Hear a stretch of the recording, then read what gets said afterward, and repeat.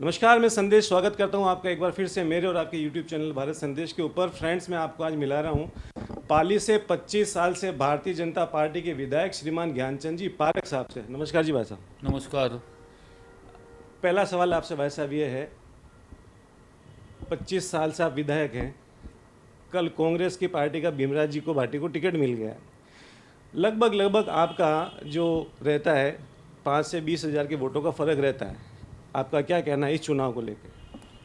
नहीं, इस बार बहुत अच्छा फ़र्क रहेगा। मैंने पिछले 5 सालों में जिस तरीके से काम किए हैं, उन कामों के आधार पर मैं दावे के साथ कह सकता हूँ कि पिछली बार की तुलना में लगभग दुगुना मार्जिन रहेगा। हम इतने अच्छे वोटों से जीतने वाले हैं। ये आपको भरोसा है भाई साहब, लेकिन एक बात ये भी है, मैं पाली में 10-15 दिनों से लोग हर मोहल्ले में जा रहा हूँ, ठीक है। लोगों का ये कहना है, ज्ञान जी भाई साहब समाज सेवी बहुत हैं। हम जब भी जाते हैं उनके घर पे कोई भी काम को लेके, चाहे बीमारी हो, चाहे कोई ऑपरेशन हो या कोई सा भी काम हो, वो भाई साहब बढ़ चढ़ के हमारा काम करवा देते हैं। लेकिन विकास जो दिखना चाहिए पाली में, वो विकास हमको दिखा नहीं। इसके ऊपर क्या कहेंगे सर? नहीं नहीं, ऐसी कोई बात नहीं है। पाली की जितनी भी विकास की बड़ी बड़ी योजना है, वो लगभग लगभग मेरे द्वारा मंजूर करवाई है। चाहे पाली का मेडिकल कॉलेज है, पाली का गर्ल्स कॉलेज है, पाली की लॉ कॉलेज है, पाली का पॉलिटेक्निक कॉलेज है, ये सारी मेरी देन है। हमारा पिछला कार्यकाल था तो हमने विद्युत व्यवस्था को और सुदृढ़ करने के लिए 8 नए जीएसएस बनाए थे 33 केवी के, और एक 133 केवी का जीएसएस हमने जवड़िया, जो मेरे रोहित क्षेत्र के लिए है, हमने रोहित में भी कॉलेज खुलवाई। पिछली बार हम 650 करोड़ की योजना 24x7 पाइपलाइन और सीवरेज वो पाली में लेकर आए थे। हाँ, अभी तक उसका सही तरीके से संचालन चालू नहीं हुआ। 24 घंटे पानी नहीं मिल रहा है या सीवरेज के कारण कई मोहल्लों में परेशानी आ रही है। तो वो सारा का सारा ये वर्तमान जो कांग्रेस सरकार है उसकी लापरवाही रही। वापस हमारा शासन आएगा, हम जो 650 करोड़ रुपये पाली की जनता के लिए लेकर आए हैं, उसका लाभ किसी भी कीमत पर पाली की जनता को मिल जाए, आने वाले हमारे चुनाव के बाद हम करवाएंगे। इसके अलावा पाली शहर में कुल 4 सिटी डिस्पेंसरी है, 4 में से 3 मेरे नाम की है। मैंने करवाई 3 मंजूर, 3 मैंने मंजूर। और पाली का जो भीतरी भाग है, वहाँ बाढ़ आती थी तो पानी भर जाता था, तो पिछली बार हमने लौड़िया फीडर पक्का करवा दिया, और जो अतिरिक्त पानी नदी का वो सीधा वापस नदी में चले जाए, उसका काम भी करवाया। पाली में हमने जो नया गांव का क्षेत्र जो पानी की डूब में आ जाता था, तो हाईवे पर 1.5 करोड़ का नाला पिछली बार हमारे कार्यकाल में बनवाया। ये अपना जो बजंगबाड़ी वाला हैदर कॉलोनी जो गरीब क्षेत्र है, रूनेजा कॉलोनी, नदी आने पर वो सारा इलाका पाली से कट जाता था, तो वहाँ भी हमने ओवरब्रिज का निर्माण करवाया। सड़कों का बहुत बड़ा जाल मेरे क्षेत्र में बिछा है। लगभग वो सारे काम जो पाली की आवश्यकता थी उसको करवाने में हम सफल रहे हैं। पाली की जो बड़ी समस्या है वो है प्रदूषण की समस्या। जब हमारा शासन था तो हमने भारत सरकार से जेडएलडी मंजूर करवाई थी, उसकी राशि भी हमने यहाँ दिला दी थी। सरकार चेंज होने के बाद में इस काम में थोड़ी डिले आई, पर अब बन के तैयार हो गया। उस समय हमने एक जेडएलडी की वित्तीय स्वीकृति और एक की प्रशासनिक स्वीकृति दिलवाई थी। वो जो दूसरी वाली प्रशासनिक स्वीकृति है उसका काम एक सरकार बदलने की वजह से रुका हुआ है। वापस आएगी सरकार, हम निश्चित रूप से वो जेडएलडी बनवा देंगे। तो काम ऐसा नहीं है कि काम विकास के नहीं हुए हैं। अस्पताल का स्वरूप देख लो आप, बांगड़ अस्पताल का स्वरूप, आपको 127 पत्थर मेरे नाम के लगे नजर जाएंगे। आपके पटरी पार चाहे टंकी बनानी हो तो मेरे हाथों बनी हुई है। वहाँ 2 जीएसएस मैंने बनवाए हैं, और पेयजल का बहुत बड़ा काम वहाँ भी किया है। एक सड़कों का बहुत बड़ा जाल मेरे कार्यकाल में यहाँ बिछा है। भाई साहब, जो आपने सारे विकास के कार्य बताए अभी, नहीं, अभी कुछ बाकी है, मैं बता रहा हूँ आपको। बताइए बताइए। रोहित की मॉडल स्कूल मेरे प्रयास का फल, रोहित का वायक का मांडावास का और जीतड़ा का अस्पताल जो प्राथमिक स्वास्थ्य केंद्र, वो मेरे प्रयासों का फल। पाली का जो पुनायता इंडस्ट्री एरिया है, जहाँ सबसे बड़ा अभी इंडस्ट्री लगी हुई है, वो मेरे करवाया हुआ है। पहले वहाँ इंडस्ट्री एरिया नहीं था।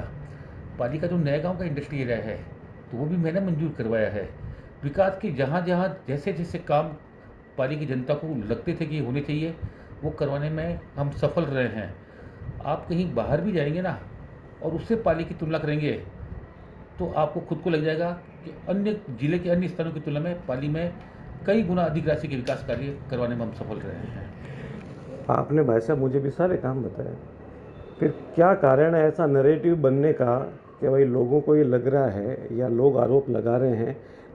विपक्ष पार्टी का तो मैं मानता हूँ उनका काम है आरोप लगाना, लेकिन जैसे हम पाली के कम से कम 15 मोहल्लों में गए तो कहीं ना कहीं ये बात ज़रूर थी, सड़क को लेके, पानी को लेके, लाइट को लेके, सबका ही। जैसे हम हैदर कॉलोनी बता दूं, नया गांव का उदाहरण ले लो सर, पिछले 1 साल से इस रोड की इतनी 12 बजी हुई है सर, पूरे नया ट्रांसपोर्ट नगर से लेके यहाँ तक एक भी दुकानदार काम नहीं कर पा रहा होगा, आपकी आंखों के सामने है सर। तो ऐसे बहुत से छोटे बड़े उदाहरण हैं जिससे जनता के मन में बात बन रही है कि भाई साहब बहुत अच्छे हैं लेकिन काम नहीं दिख रहा। आप इसके ऊपर क्या कहेंगे? आपने जो काम बताया ना, सड़क, तो ये काम लोकल बॉडी का होता है, नगर परिषद का। लोकल बॉडी यदि प्रयास करने के बाद भी नहीं कर रही है तो उसकी गुनाहगार है वो है, मैं नहीं हूँ। इस नए गांव की सड़क के लिए तो माननीय जिला कलेक्टर ने बहुत प्रयास कर लिया, तो कलेक्टर की बात भी मानने को तैयार नहीं है, तो मैं तो बहुत दूर की बात हूँ, मैंने पूरा प्रयास किया है। पाली की सड़कों की दुर्दशा का जुम्मा मेरे ऊपर डालना ये तो बिल्कुल ठीक नहीं, न्याय की बात नहीं है। ये काम सारा का सारा नगर परिषद का होता है। जहाँ तक पानी की समस्या का मामला है, तो ये सरकार के गलत निर्णय की वजह से जो पानी हमारे पेयजल के लिए पाली का आरक्षित रखना था या रोहित का आरक्षित रखना था, वो रखा नहीं और एक नासमझी का बंटवारा कर दिया। उसका परिणाम आया कि पाली में पानी का संकट पैदा हुआ है। वरना पाली में पानी के डिस्ट्रीब्यूशन का सिस्टम जो बनाया हमने वो बिल्कुल परफेक्ट है, कहीं पाइपलाइनों की कमी नहीं, कहीं एशआर की कमी नहीं, न पाली में न रोहट में। जवई बांध ही पूरा का पूरा खाली कर दिया बिना सूझबूझ के निर्णय करने के कारण, तो तब भुगते हैं। पर आपने देखा होगा गलती सरकार की, सरकार के अधिकारियों की।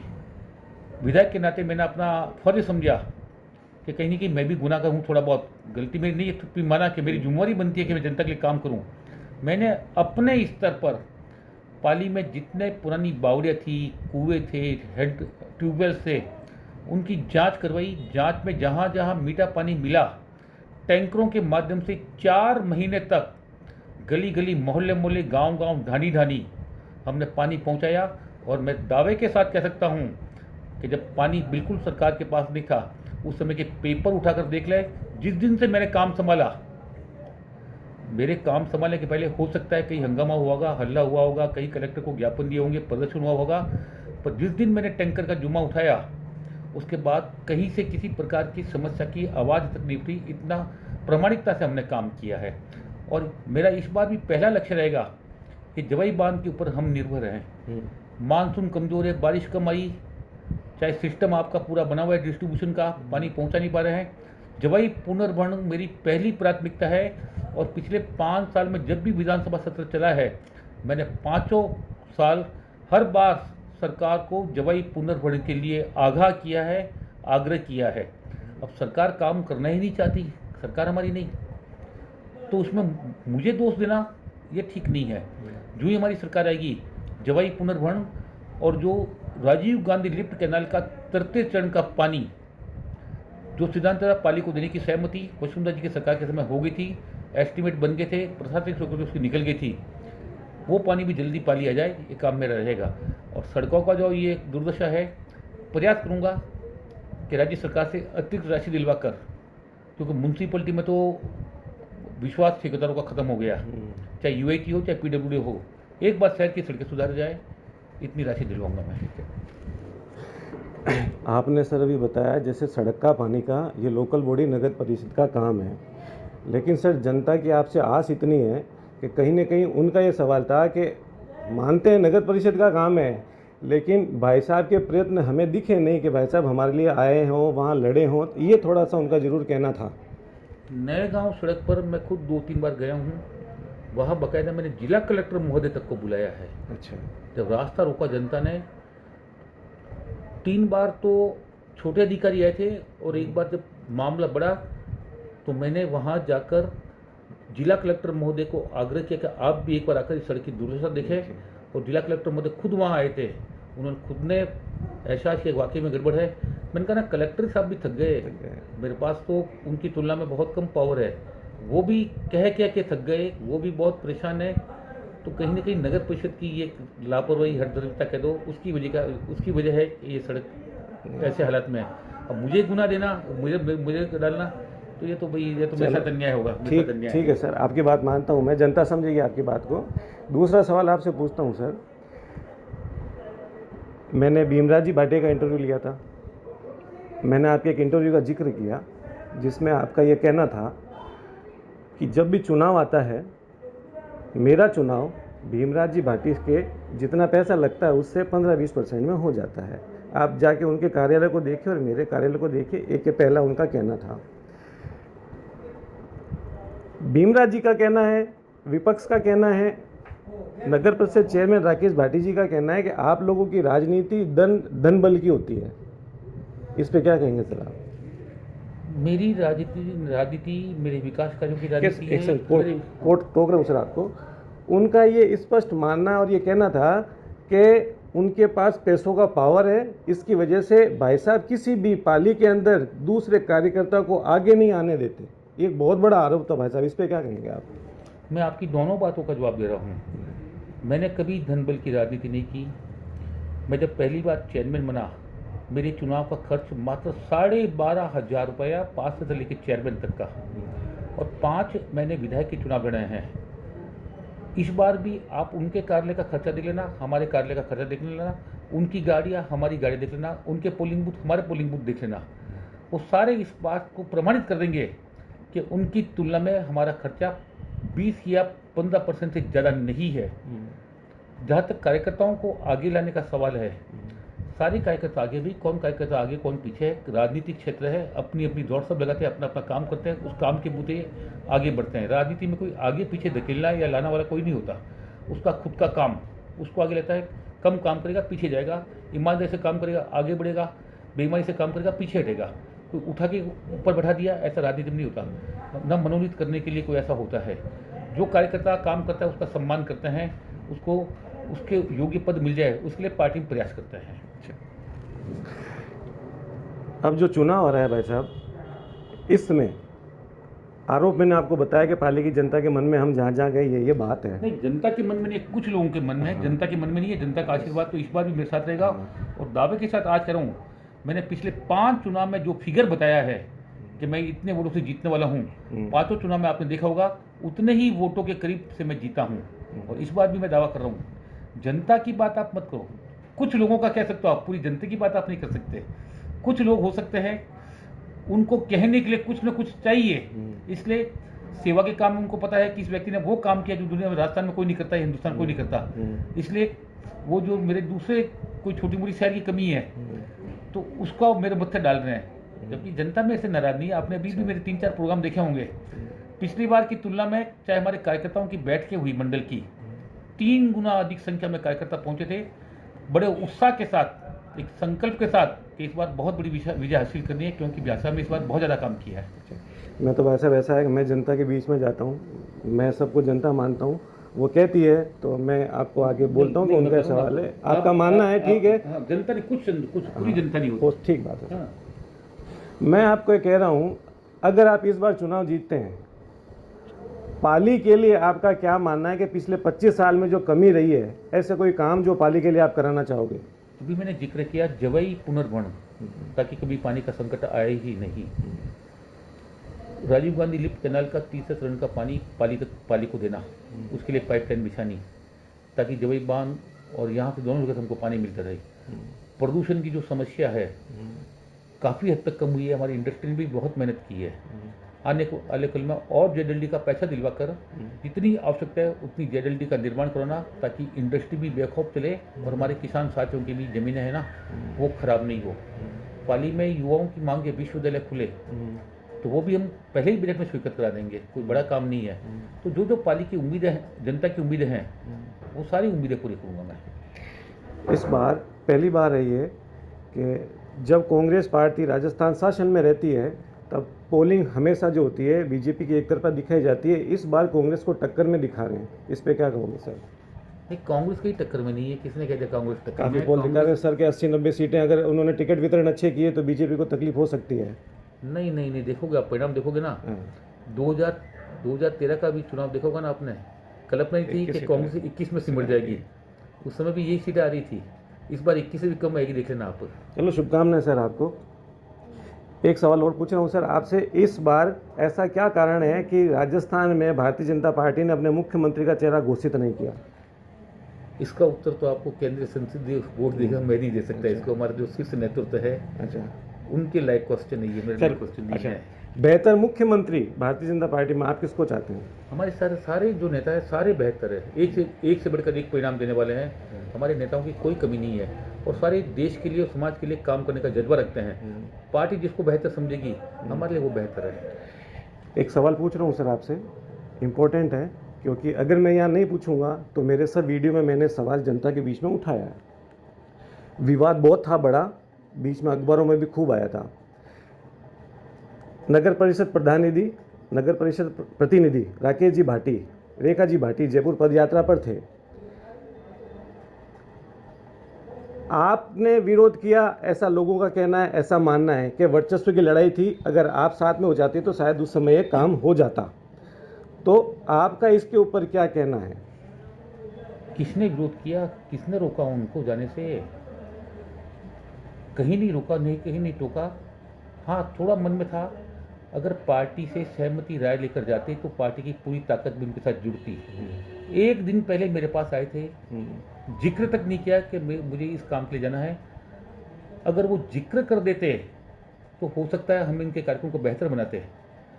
मुझे एक दिन पहले कह के गए थे कि भाई साहब आप चिंता मत करो, एक दिन पहले कह रहा हूँ मैं, आप चिंता मत करो, मैं नगर परिषद के माध्यम से इतने टैंकर पाली में लगवा दूंगा कि कहीं पानी की संकट नहीं आएगा, मैं आपको पुजवा दूंगा। ये शब्द थे उनके। अब क्यों गए इसका जवाब तो वही दे सकते हैं।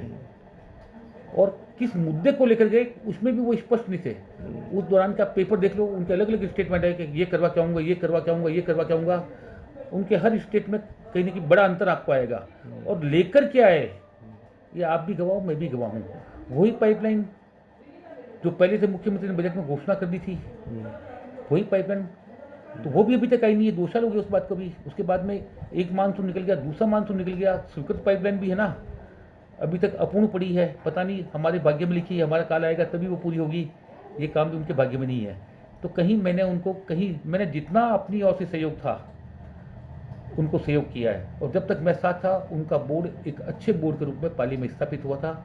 और वो गलत चक्कर में पड़ गए, गलत लोगों के साथ जुड़ गए ना, तो आज कैसी हालत होगी पाली की, ना कोई उनको पूछता है। आज अगर वो सही होता तो सारे के सारे पार्षद उसके खिलाफ नहीं होते। सारे के सारे पार्षद, पति पत्नी को छोड़कर बीजेपी का एक भी पार्षद उनके साथ नहीं है। कहीं ना कहीं वो गलत तरीके से काम करे, उसी कारण सारे पार्षद नाराज हैं। आज किसी पार्षद का अपने वार्ड में जाना मुश्किल हो गया है उनकी कार्यशैली की वजह से। काम सही उन्होंने नहीं किया और सुनना पार्षद को पड़ता है। वार्ड में जाए तो पार्षद जनता सुनाए और वहाँ जाए तो कोई सुनने वाला नहीं। नगर परिषद में एक मिट्टी अगर भर्ती डलवाई ना तो उसके लिए भी पार्षद बेचारा या लाचार हो गया है कि एक मिट्टी भर्ती अपने वार्ड वासियों के लिए नहीं करवा सकता। एक लाइट लगा रही हो ना तो उसमें भी बेबस और लाचार हो गया वो, उसमें बेबस लाचार है वो। तो कहीं ना कहीं उनको अपना मन टटोलना चाहिए कि कहाँ कमी रही कि मेरे पार्षद मेरे साथ छूट गए। बीजेपी के कोई इक्का दुक्का कार्यकर्ता कह दूँ वो साथ जुड़े होंगे, वरना सभापति का पद ऐसा होता है जिसका जनता से सीधा जुड़ा होता है। विधायक की तुलना में जनता से सीधा जुड़ा वाला पद ये सभापति का है। मैं भी 5 साल चेयरमैन रहा हूँ और चेयरमैन काल में मुझे पता है कि जनता विधायक क्या है या कौन है कोई परवाह नहीं, चेयरमैन से उसके काम पड़ते थे। विधायक के पास जाति तक नहीं थी वो। पर यहाँ बिल्कुल उल्टा है। नगर परिषद का काम भी तो ज्ञान जी करवाएंगे, लाइट का काम ज्ञान जी करवाएंगे। ये जो है ना, कहीं उनके काम में कमी रही होगी, वरना उसके माध्यम से वो बेहतर काम कर सकते थे।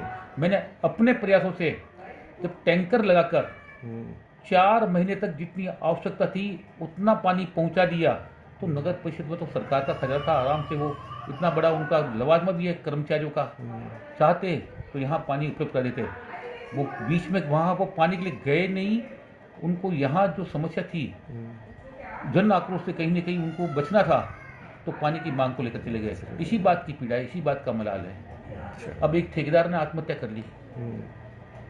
ये तो मेरा भाग्य है कि मैं पाली में नहीं था।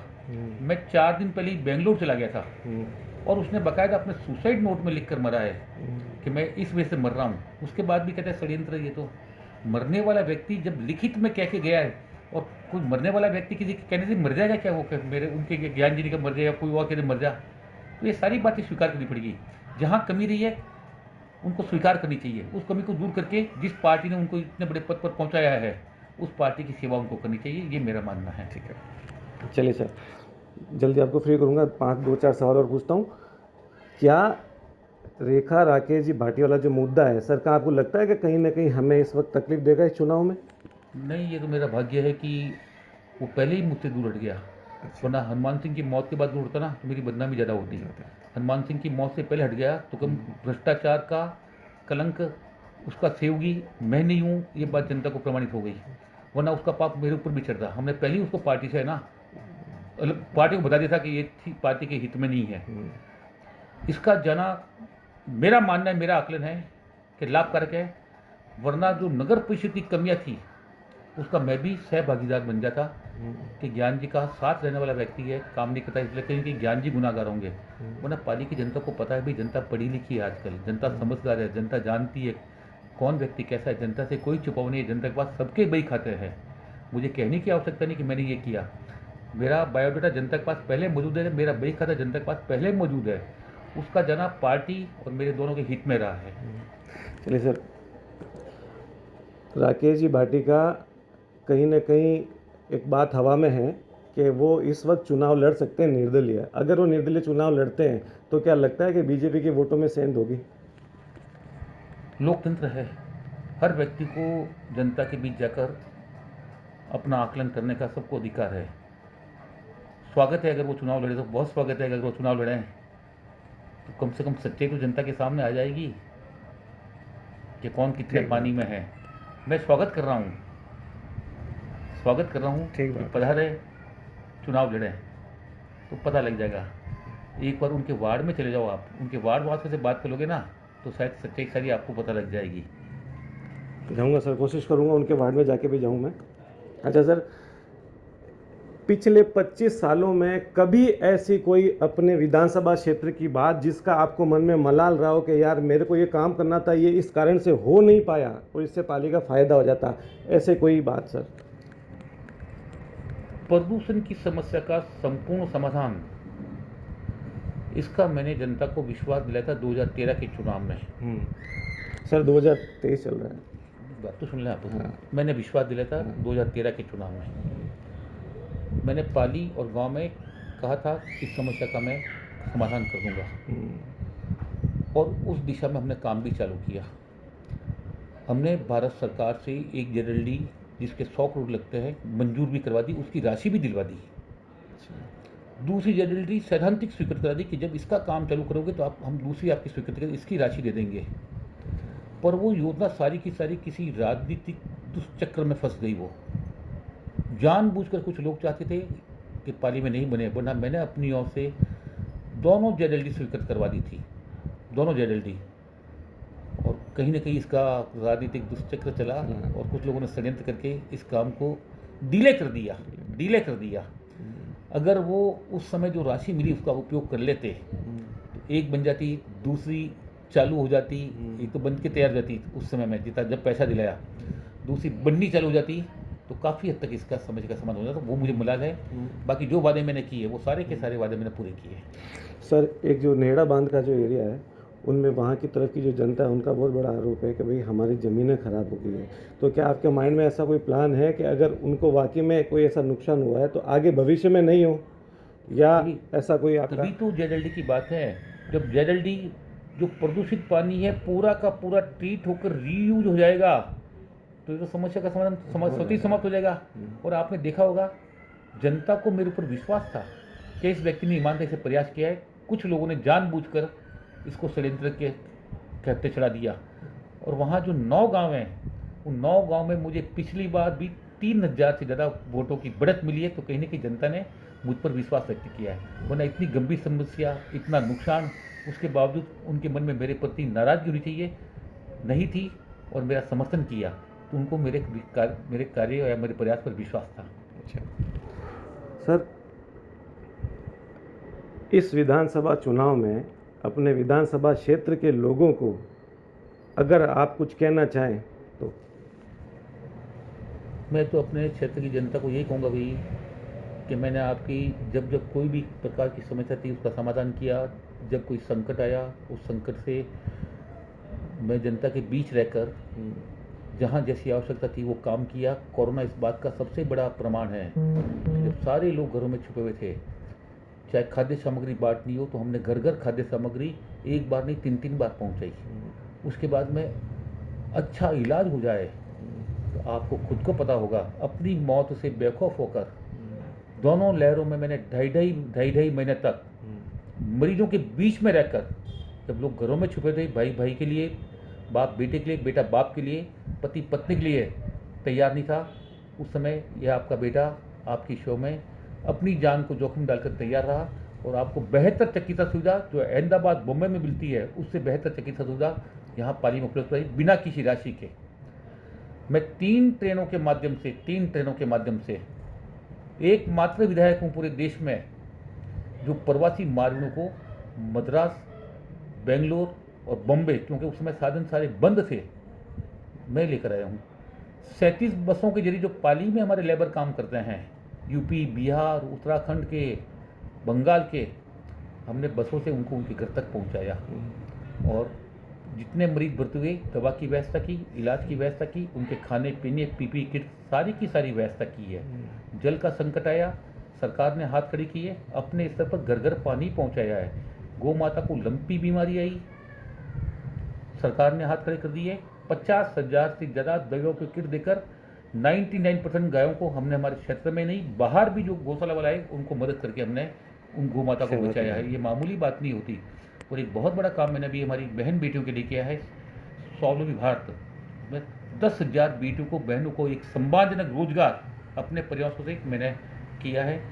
तो वो घर घर चर्चा का विषय, पूरे देश में चर्चा का विषय है। तो आपके इस सेवक ने आपकी सेवा में कोई कमी नहीं रखी है। जब मैंने कमी देखी तो जनता मुझे आशीर्वाद देने में कमी नहीं रही। ये मेरा जनता से निवेदन है। ठीक है, एक आखिरी सवाल पूछ रहा हूँ सर, उसके बाद विदा लेता हूँ। एक ये भी बात होती है, आरोप लगता है, हम जहाँ जाते हैं हर डिबेट में, अगर कांग्रेस पार्टी से भीमराव भाटी को टिकट मिलता है, बीजेपी से आप हमेशा फाइट करते हैं, कांग्रेस के जो लीडरशिप है पाली की वो एक जाजम पर नहीं बैठती, इसलिए हमेशा ज्ञान जी एक तरफा जीत जाते हैं।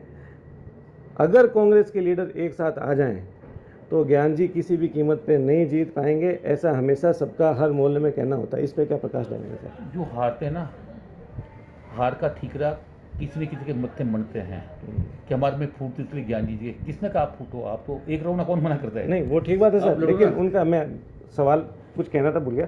इसमें ये था कि कुछ ऐसे हैं जो आपका अंडरग्राउंड सपोर्ट करते हैं सर, ये खुला आरोप है सर वीडियो में, ऑनलाइन, इस पे क्या कहेंगे सर? होगा ना, मैंने कहा नहीं, उनकी अपनी कोई, मेरा अंतरात्मा से मेरी मदद करता है, तुलना करता है कि ये ठीक है, कि ये ठीक है, उसमें मैं उसको अच्छा लगता हूँ और मेरी मदद करता है। तो इसमें कहाँ कहीं पार्टी में आपस में टकराव की बात है? इसमें तो जैसा व्यक्तित्व होगा अपने साथ, वो भीमराव जी जुड़े ना बीजेपी वाले, कौन मना करता है उनको? मेरे भी तो बहुत सारे एंटी होंगे मेरी पार्टी में, ऐसा थोड़ी मेरी पार्टी मेरा एंटी नहीं है। यहाँ भी तो टिकटों को लेने के लिए कतार लगी थी, विरोध किया था, उनको अपने साथ जुड़े, कौन मना करता है उनको? राकेश भाटी को, रेखा को जोड़े ना, कौन मना करता है? जोड़ के अपना विजय हासिल करे, कौन मना करता है? तो ये तो हर पार्टी में चलता है। विधानसभा चुनाव के बाद में 6 महीने बाद में लोकसभा के चुनाव हैं, उसमें क्या लग रहा है सर? मोदी जी वापस पूर्ण बहुमत से आएंगे या इस बार तकलीफ हो सकती है? लगभग 400 सीटें मोदी जी के नाम की आएगी। इतना कॉन्फिडेंस है? हाँ, चाहे राम मंदिर का काम हो इस कार्यकाल में हुआ है, चाहे कश्मीर की धारा 335 हो इस काल में हुआ है, और जिस प्रकार से पूरे विश्व में घटनाक्रम चल रहा है, पूरा भारत का हर नागरिक जानता है कि मोदी जी के अलावा इस देश को शक्तिशाली, सुरक्षित और समृद्धशाली कोई नहीं बना सकता। इसलिए 400 सीटें कोई कल्पना की बात नहीं है। पिछली बार भी 302 आई थी, लोग मजाक मानते थे कि आएगी नहीं, उसके पहले स्पष्ट बहुमत आया था। और इस बार तो एक तरफा मामला रहेगा, चाहे कितने भी विपक्षी पार्टियां एक हो जाए।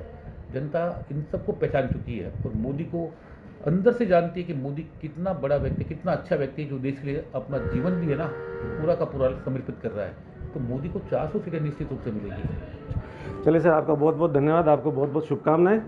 जय भारत, जय हिंद। सबके रहिए।